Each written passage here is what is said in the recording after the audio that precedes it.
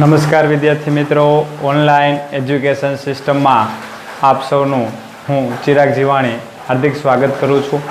આજે આપણે ધોરણ 8ની અંદર ગણિત વિષયમાં ત્રીજા ચેપ્ટરની અંદર ખૂબ જ અગત્યનો ટોપિક એટલે કે ચતુષ્કોણના પ્રકાર વિશે શીખવાના છીએ.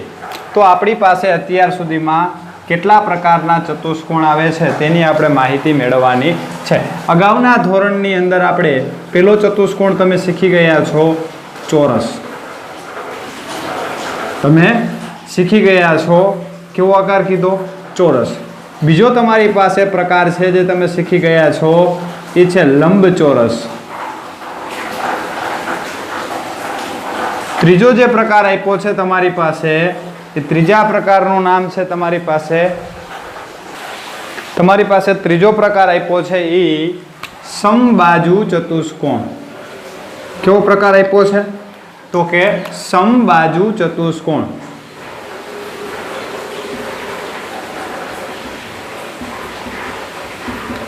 અને ચોથો પ્રકાર જે આપ્યો છે એ છે સમાંતર બાજુ ચતુષ્કોણ.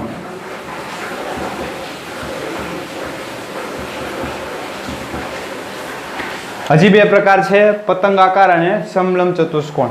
નેક્સ્ટ જોશું આપણી પાસે. તો પહેલો પ્રકાર આપ્યો છે ચોરસ. આ ચોરસના બધી જ બાજુના માપ સમાન હોય. બધી જ બાજુ કેવી હોય? સમાન હોય. બધા જ ખૂણા પણ સમાન. અને કેવા હશે? તો કે કાટખૂણા.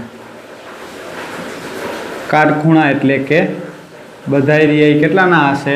90 અંશના ખૂણા હોય. પછી ત્રીજી શરત, વિકર્ણ પણ સમાન.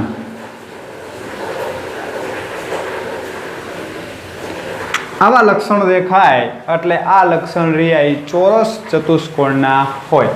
તો આકૃતિ દોરીએ આપણે એની. તો બધી જ બાજુના માપ સરખા.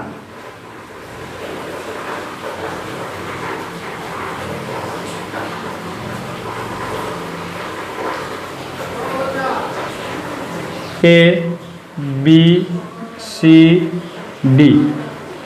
આ બાજુ AB BC CD અને AD એટલે કે ચારે બાજુના માપ સરખા. AB બરાબર BC બરાબર CD બરાબર AD. બધી બાજુના માપ સરખા. બધા જ ખૂણા, આ જે ચોરસ દર્શાવે છે એ કાટખૂણો દર્શાવે છે. તો બધા જ ખૂણા કેટલાના છે? 90ના. અને વિકર્ણ એટલે આમ ક્રોસમાં AC અને BD. આ બેના માપ પણ કેવા છે? સરખા.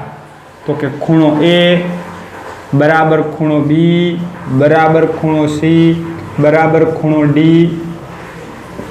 એના બરાબર 90 અંશ. અને AC બરાબર BD. તો પહેલી આપી છે બાજુ, બીજી આપી છે ખૂણા અને ત્રીજી આપી છે વિકર્ણ. બધાય સરખા એટલે આ પહેલો ચતુષ્કોણ કેવો થાય? ચોરસ. ચોરસ માટેના બીજા બે સૂત્ર આપણે યાદ રાખવા જેવા છે. તો કે એક છે ચોરસનું ક્ષેત્રફળ.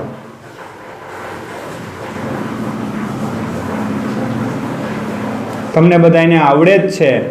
ચોરસનું ક્ષેત્રફળ થાય લંબાઈનો વર્ગ. શું થશે? લંબાઈનો વર્ગ. અને બીજું છે ચોરસની પરિમિતિ.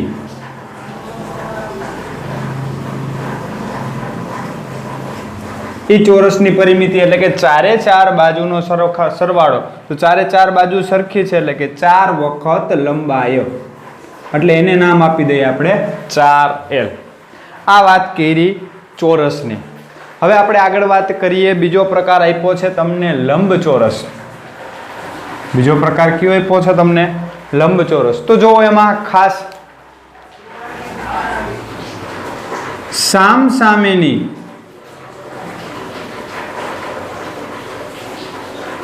બાજુઓના માપ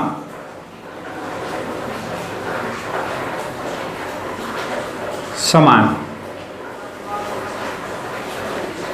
સામેની બાજુઓના માપ સમાન. પછી બધા જ ખૂણા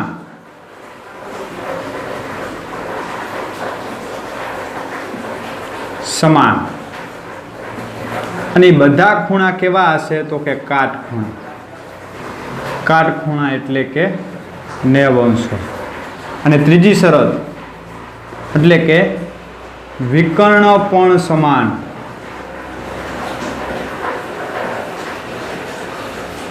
તો જોઈએ આપણે એની આકૃતિ. બધા જ ખૂણા કેવા કીધા? કાટખૂણા.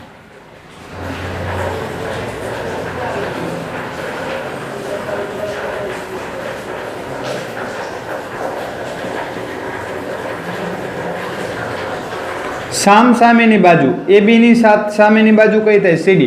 AB અને CD બે સરખા હોય અને AD અને BC બે સરખા હોય. સામેની બાજુ સરખી હોય. બધા જ ખૂણા 90 અંશના હોય.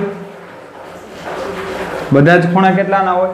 90 અંશના હોય. અને વિકર્ણ એટલે કે આ AC અને આ BD આ બે કેવા હોય? સમાન હોય. એટલે કે પહેલી શરત તો કે AB બરાબર CD અને AD બરાબર BC. સામેની બે બાજુના માપ સરખા. પછી તમારી પાસે આપ્યા છે ખૂણા. તો ખૂણો A, ખૂણો B, ખૂણો C અને ખૂણો D બધાય કાટખૂણા એટલે કેટલાના થયા? 90ના. અને ત્રીજી શરત એટલે કે AC અને BD વિકર્ણો પણ કેવા? સરખા. તો જે આ ચતુષ્કોણ બન્યો, આ ચતુષ્કોણ ABCD ને કેવો કહેવાય? લંબચોરસ કહેવાય. તો એના માટેના બે સૂત્ર યાદ રાખવા જેવા છે. એક તો લંબચોરસનું ક્ષેત્રફળ.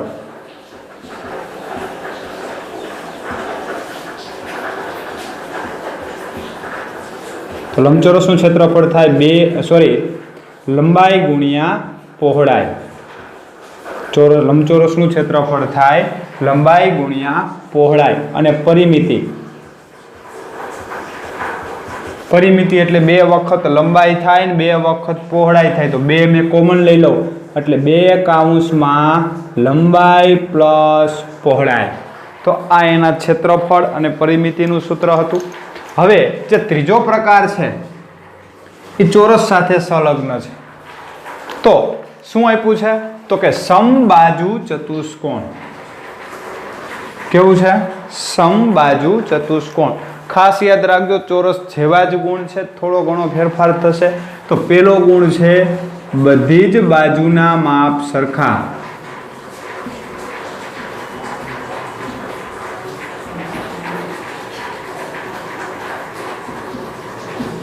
બધી જ બાજુના માપ સમાન.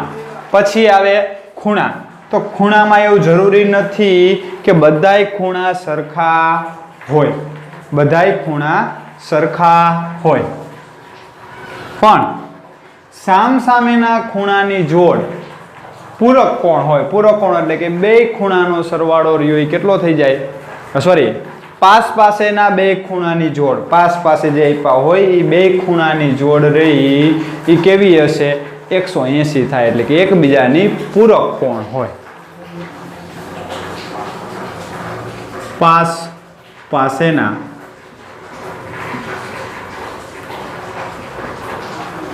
ખૂણાની જોડ પૂરક કોણ હોય છે. એટલે કે પાસેના કોઈ પણ બે ખૂણા હોય એ બે ખૂણાનો સરવાળો કેટલો થાય? 180 થાય. પછી વાત કરીએ વિકર્ણની. તો કે વિકર્ણ સમાન ન હોય પણ વિકર્ણ એ પરસ્પર મધ્યબિંદુમાં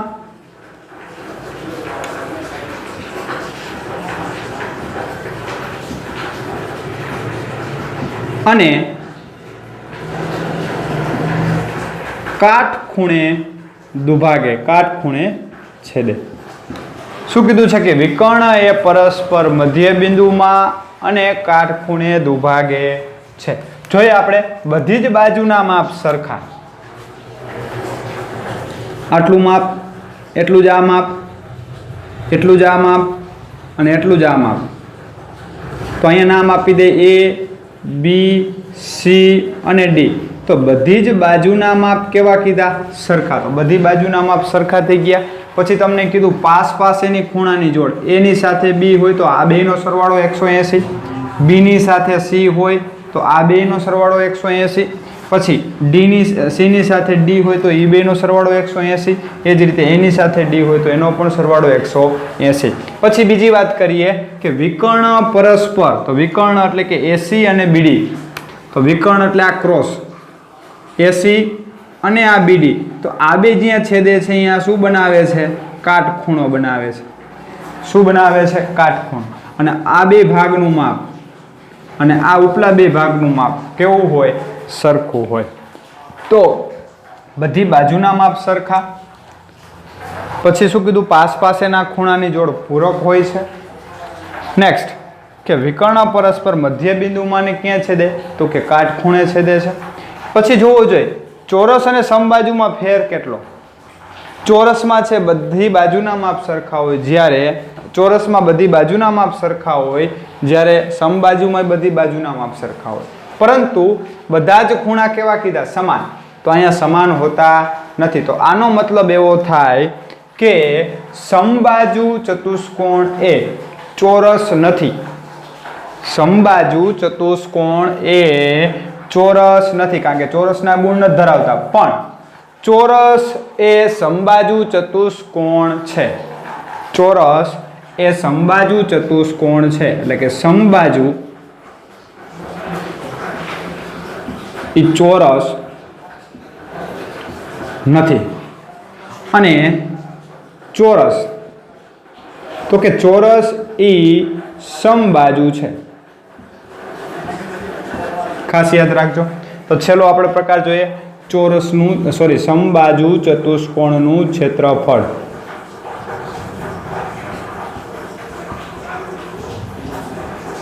તો કે 1/2 બંને વિકર્ણનો ગુણાકાર.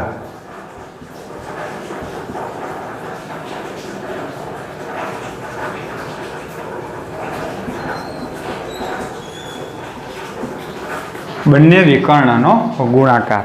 આ એના ક્ષેત્રફળ શોધવાનું સૂત્ર છે. ખાસ યાદ રાખજો.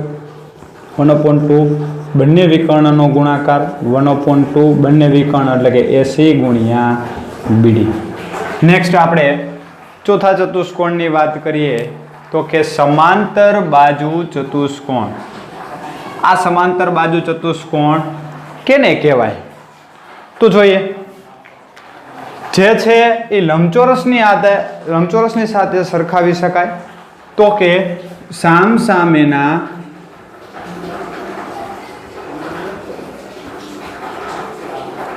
બાજુઓના માપ સમાન.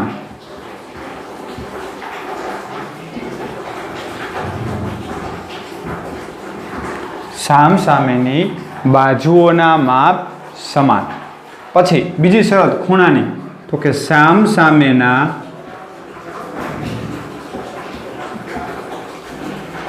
ખૂણાના માપ પણ સમાન.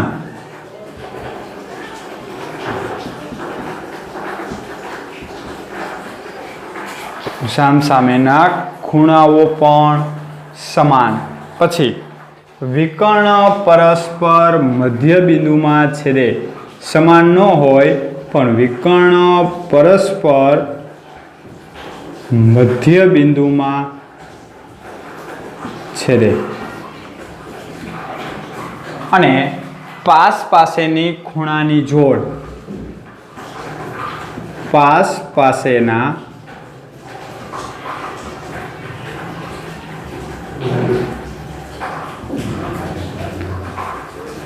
અંતઃકોણ અથવા તો કૌંસમાં કેવું કહી શકાય? પૂરક કોણ હોય છે. તો પૂરક કોણ હોય એટલે બે ખૂણાનો સરવાળો કેટલો થાય તમારી પાસે? તો કે 180. જોઈએ આપણે એની આકૃતિ.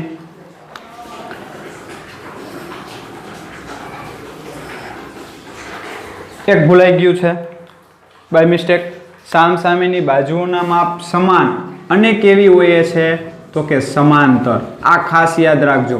સામસામેની બાજુ કેવી હોય? સમાંતર. આમ ત્રાસી કેમ કઈ હોય નહીં, એટલે કે બે સામસામેની બાજુ હોય ક્યારેય છેદે નહીં.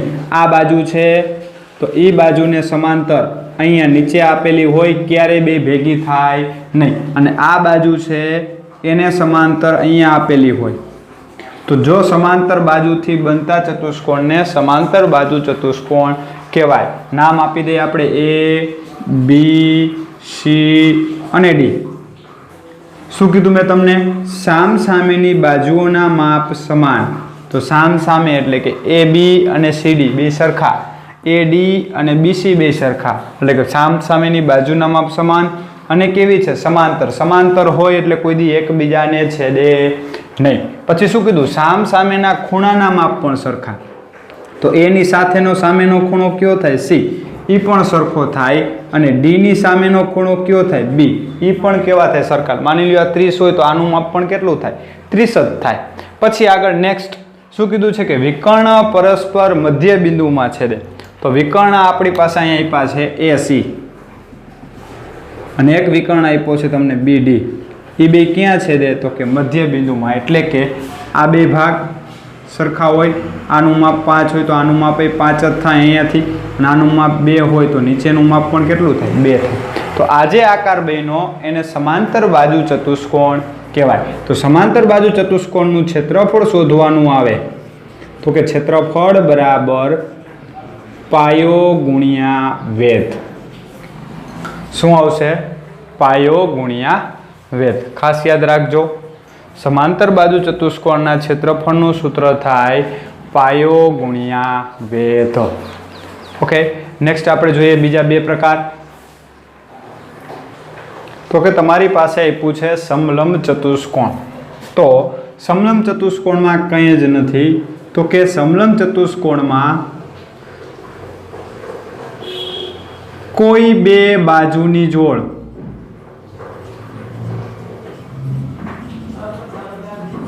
સમાંતર હોય.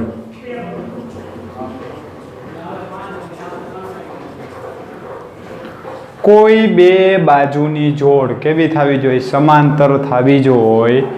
એક જોડ રહી સમાંતર નહીં થાય અને એક જોડ રહી સમાંતર થશે. અને સમાંતર બાજુ સિવાયના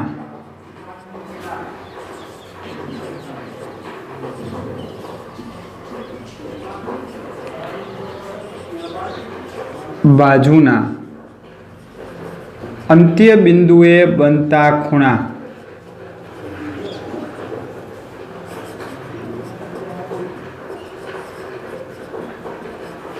જોડ નો સરવાળો 180 અંશ થાય.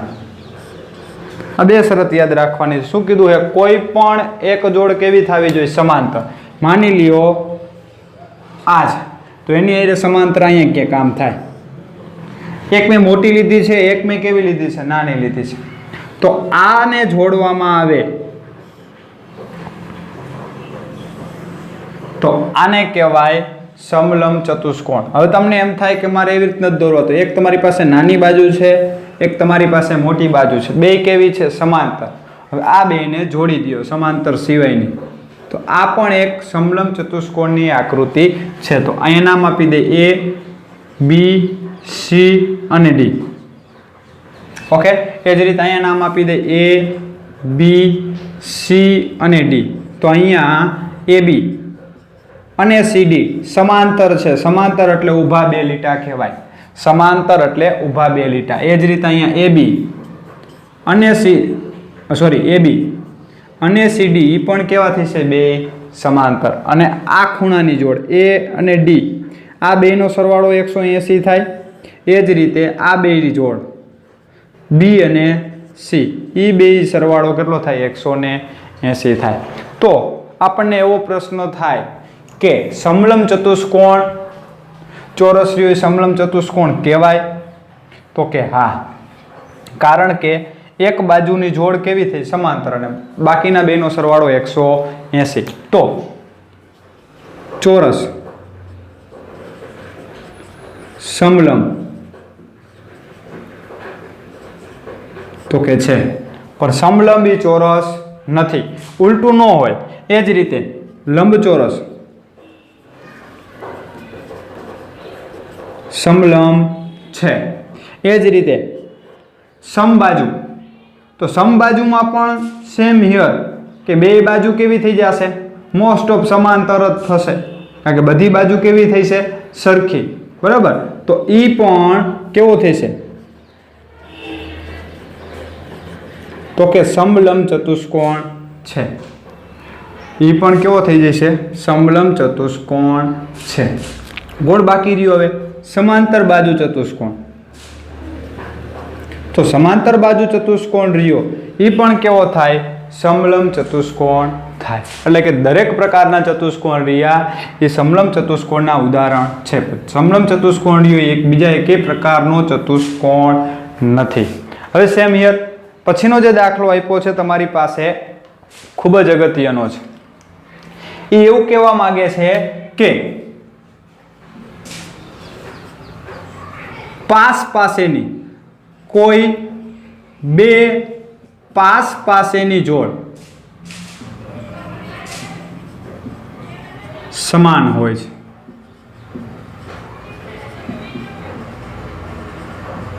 અને વિકર્ણ પરસ્પર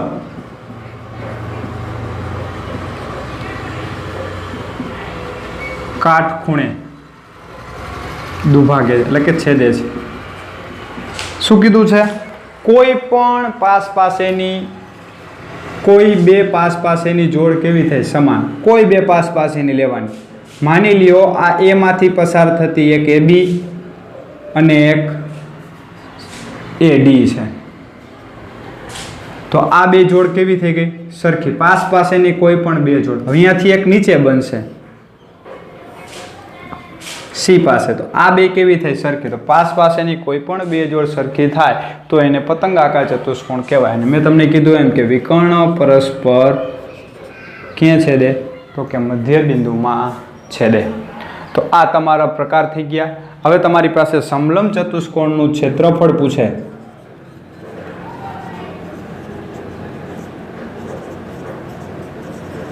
તો તમારી પાસે સૂત્ર છે 1/2।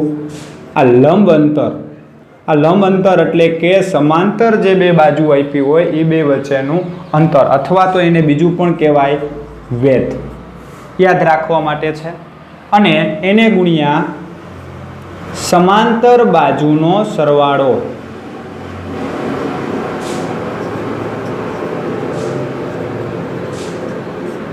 સમાંતર બાજુનો સરવાળો, રેડી।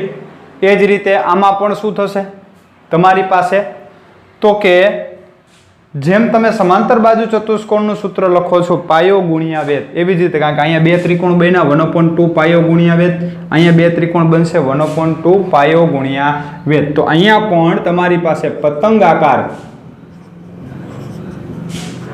ચતુષ્કોણનું ક્ષેત્રફળ, તો એનું સૂત્ર આવશે 1/2। બે માટે પાયો સામાન્ય હશે, તો પાયો શું આવી જશે, 12, અને બંને વેધ, વેધ 1 અને વેધ 2, આ બેનો શું થશે, સરવાળો। વેધ 1 એટલે અહીંયાથી અહીંયા સુધીનો ભાગ, નામ આપી દો એ ઓ, અને વેધ 2, વેધ 1 અને આ વેધ 2, તો આ બેનો શું થશે, સરવાળો। તો આ તમારા માટે પતંગાકાર ચતુષ્કોણનું ક્ષેત્રફળનું સૂત્ર થશે। જોઈએ આપણે નેક્સ્ટ। ઓકે, તો આ તમે આ વિડીયોની અંદર આપણે ચતુષ્કોણના પ્રકાર વિશે માહિતી મેળવી। જો અમારો આ વિડીયો ગમ્યો હોય તો લાઈક કરો, શેર કરો, સબસ્ક્રાઈબ કરો, અને નવી નોટિફિકેશન મેળવવા માટે બેલ આઇકોન ઉપર ક્લિક કરો। Thank you.